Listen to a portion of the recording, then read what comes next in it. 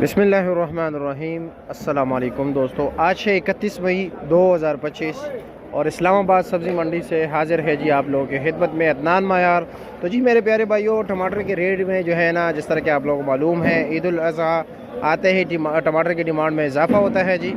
तो मेरे प्यारे भाइयों, आज भी आप लोगों के लिए खुशखबरी है। यानी खुशखबरियाँ दो तरह की होती है, एक अवाम के लिए और एक ही है जी किसानों के लिए। तो आज की जो खुशखबरी है वो है काश्तकारों के लिए।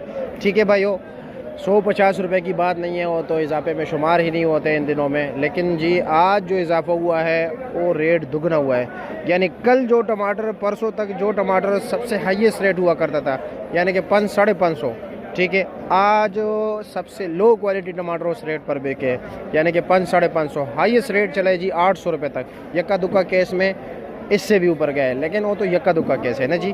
तो आज पोजीशन है जी तकरीबन 550, 500 से लेकर जी 600, 625, 650, 700, 750, पौने 800, 800 रुपये तक जो है ना टमाटर वैसे मार्केट में रेट चल रहा था। और अभी अगर हम 5 किलो की बात करें तो जी 5 किलो के रेट में भी काफ़ी इजाफा हुआ है।